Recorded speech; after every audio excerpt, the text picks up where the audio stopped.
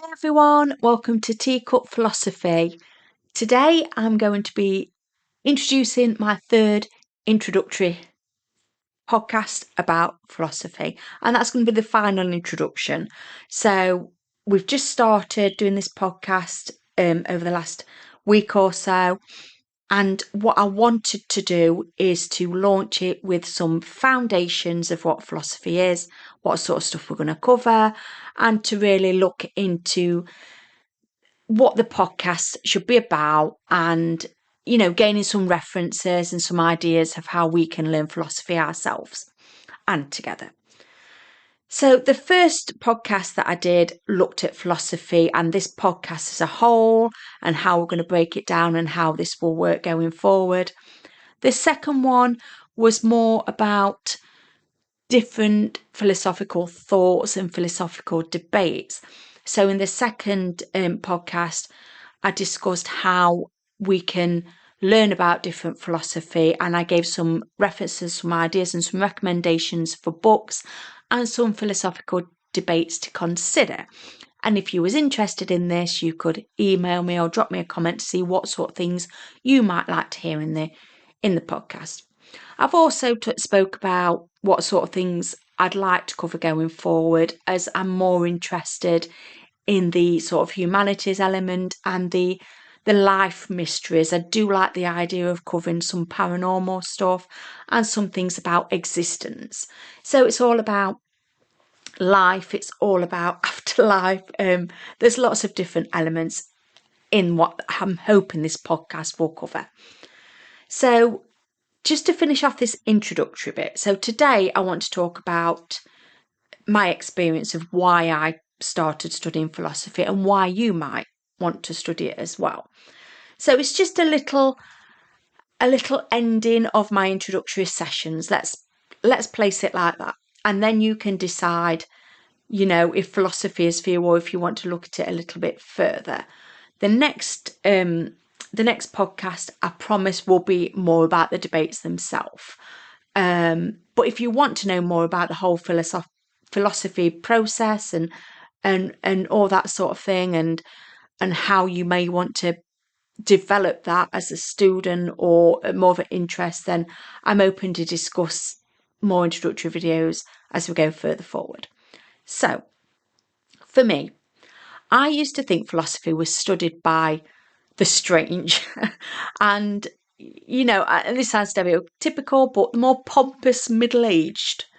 And I feel that the reason I thought of it like that is because I am quite a working class person. I live up north. I've not had, an academic upbringing as such.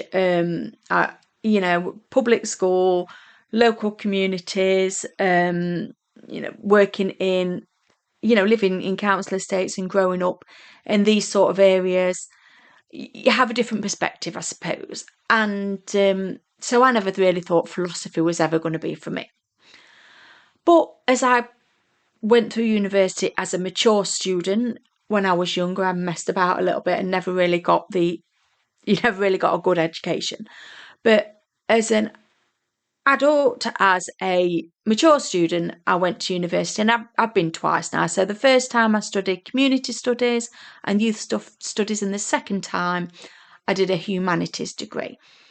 Now, the reason I chose philosophy is not because I sought after that particular degree. I didn't.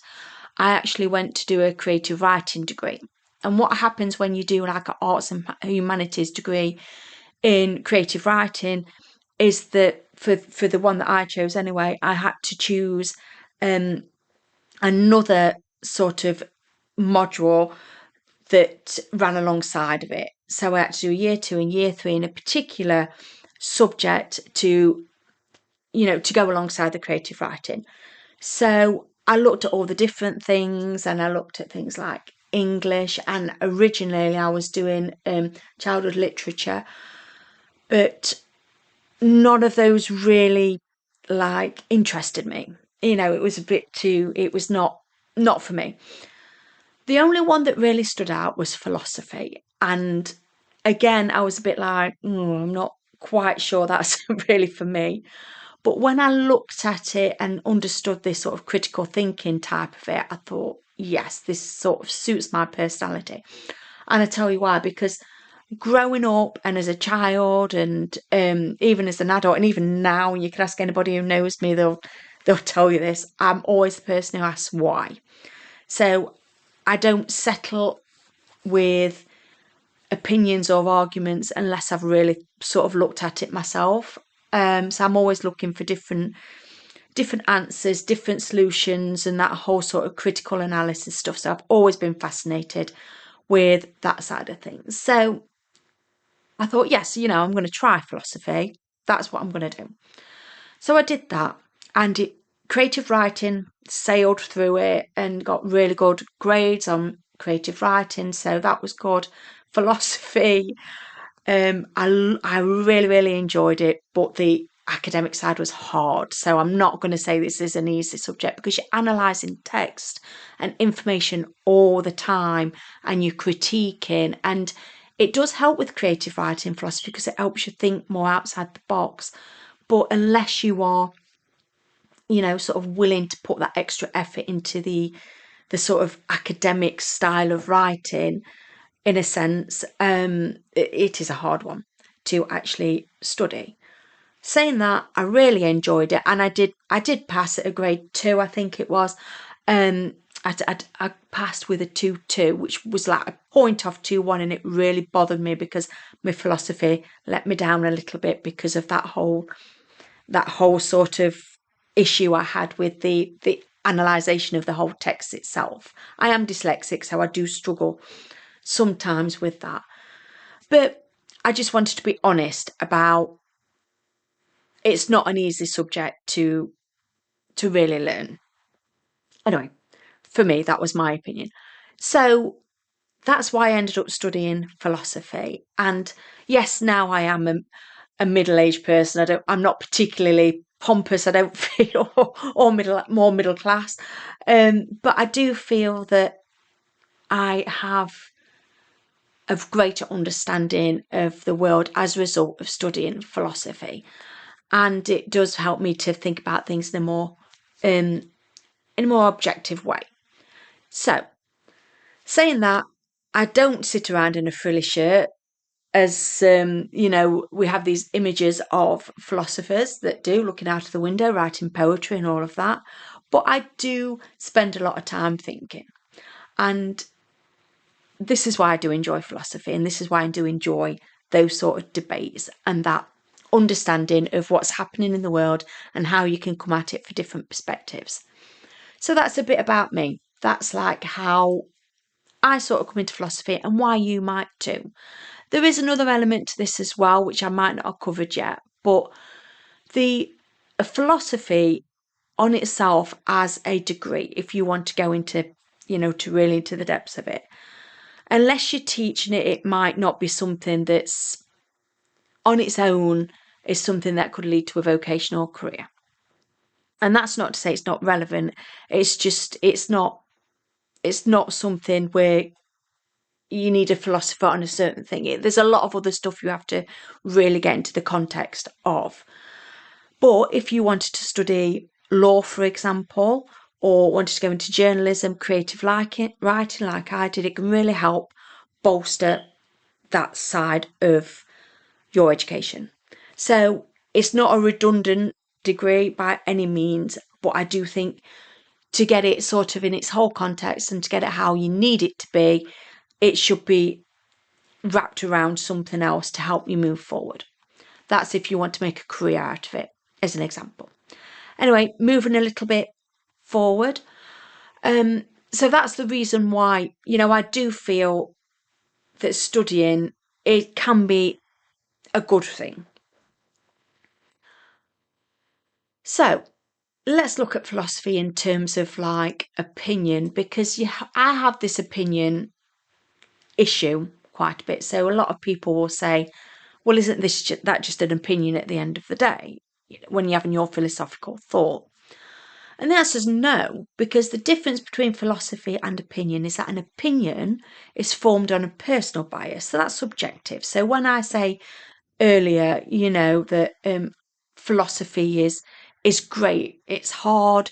It's difficult sometimes because you might struggle with the whole text analysis. That's just my opinion and my subjective view of what that was for me. But when you base it on a range of arguments and against a cause, so you're looking at presenting an argument for something, then it's no longer an opinion because you're presenting it in a way where it's forming some kind of evidence. Now, it might not be a scientific evidence that's, stamped by law or science, for example, but arguments have to be they have to be able to tell a story that's believable. So one that seems credible and it's referenced and backed up by things that seem to be truth. Now, that's what the difference is between, philosophy, having a philosophical conclusion and opinion. So that's where you might think of it in that way. It's objective, subjective. I do feel I have the mind of a philosopher. Okay, so I mentioned this before, and I think that's why I enjoy it so much. So the idea of having strong opinions to me is difficult when I can't back it up with my own arguments. So I can be stubborn about something and have my own arguments. But if somebody says to me, Sarah, you really need to be thinking about it from this angle, I would be like, well, let me see about that. So I think in my head about things, and it's not like everyday stuff about which cornflakes are the best, or which chocolate bar is your favourite chocolate bar. That's just like opinion and you basing it on your own evidence and stuff like that. You wouldn't go and write a report about, around the opinion of what is the best cornflake or chocolate bar, whatever it might be. So that's something to just consider. So when we're talking about philosophy and debates and separating opinion from truth, as you'd like to call it, from the truth of the argument, then it really needs to be something that's shaped around a cause. And that's the easiest way I think I can shape that. So I would have loved to have been a lawyer. Let's just give it another angle here. So I would have liked to have been a lawyer growing up because I do like that whole argument debate side of things. But that would suggest for me that I have to shift my whole arguments and my whole objectivity, which is great, to the need of any case that I'm following. And the only reason I really didn't want to study law is because I'm quite a free spirit, and I think to have to be shaped into steering in different ways, like journalism, chasing stories or cases or whatever, it would sort of tie me into that train of thought and suggestion and pace of what I need to be doing rather than what I'd like to be doing. But as a whole, law is a great example of philosophy because you have that whole sort of getting rid of an opinion and looking at it from an objective view and creating arguments that are going to be best suited for your clients. So you can look at arguments and strengthen them in any way you can to create a particular case. So I hope that bit makes sense. I'm now going to give you a list of 10 reasons why philosophy is a useful topic to study. And these are a bit slapstick, right? But it has some substance to it, so bear with me. So, number 1, it enables you to create defensible arguments. Now, think to the law thing that I spoke about earlier. Even if you're on the defence and you're not 100% sure of where you're going with this, if you know what you're doing and you know what there are relevant arguments, you can take on that client and you can work with that on how you can bring these arguments to life and bring this research and these theories and bring them forward to create a good defence for your client. So think of it like that. Number 2, it stretches you to think outside the box. And again, I'll go back to creative writing here. So if you're looking at some character building or some descriptions of your story, being able to critically analyse different perspectives and thoughts and meanings will enable you to look at different ways in which you can pull your story together. So it does enable you to think in a different way. Number 3, studying philosophy can make you a great negotiator. Well, that's self-explanatory in a way, because once you're able to sit on a fence and view up different opinions and different ways of thinking, then you're able to try and understand people and situations a little bit better because you're coming from it objectively. Number 4, now this is a good one, you can talk your way out of any argument. Well, there you go.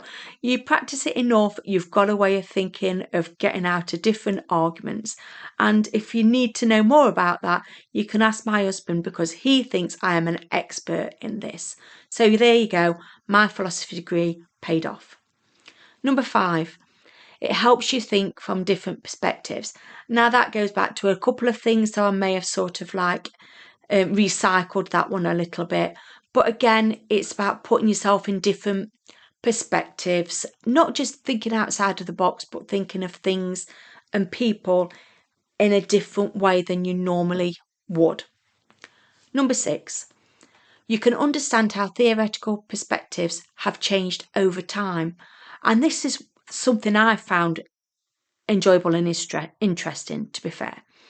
So when you look back over the time and you've looked at traditional philosophies, and let me think off the top of my head what sort of things have come into play. So we look at things like science, okay, and I can't think of the philosopher names. I'll put them in the bottom, and I'll put a little text in the bottom to link back to this, because I'm doing this just in one shot, one podcast. But when you look at science, and years and years and years ago, we'd look at the way people were treated in terms of mental health as being a physical attribute to things. And then we look at how that transferred into the 1800s into more like the mind, the body, and the soul. So we looked at how we can not only think of physical attributes to how we behave the way that we do, but obviously we look at the more spiritual elements, and we look at the mind as well. So you've got a lot about psychology in that, you've got a lot about duality, you've got a lot about various different things that shape these different theoretical perspectives over time. And just as something a little bit interesting, think about how, in the medieval days, we'd have people burnt at the stake for being accused of being a witch. Now, different behaviours are more acceptable these days in terms of spirituality or religious beliefs, or, doing things out of curiosity and tradition. Things are seen a lot different, and that could be a moral change, it can be more acceptance. There's lots of different things to consider over time in how we are seeing the way that we are, and it's no longer just a physical element. We've got a lot to do with spirituality, religious changes, and the mind. So you can think about that in all different ways, and I think this would be a really good one to focus on when we look at that going forward. But I'm not going to give too much away at this moment, because this is one for a debate at another time. So, number 7, it will enable you to analyse text for greater understanding and defence. Now, I mentioned this earlier, and how I found it quite hard at times, because I did mention I'm dyslexic, and I don't think that's the just the sole reason. But I do think it takes a deeper way of thinking, and some people might be quite okay with that. That might come very easy to them. But if you are the sort of person who is very creative but struggle to sort of put it into a format, you may find that a little bit tricky, but it's not impossible. I managed it. Number 8, you study some fascinated subjects of interest. Again, I've just waffled on point 6, I think it was, about, different theoretical perspectives over time. So, you can literally drift off and go into different areas of subjects interest quite easily. Number 9, it strengthens your academic writing skills. Yes, it does, because what it does, it enables you to present a good argument that tells a story in a very academic way. I say story, it's not a story as such, but you have to write it in a way that people understand it, and it leads from a thought to a statement, like your hypothesis. It will give you all that introduction, so you go through it all in a process that leads to a conclusion. So yes, it does tell a story in a very academic way. Number 10, you are allowed to wear a frilly shirt and sit reading poetry in the window. Yes, you can.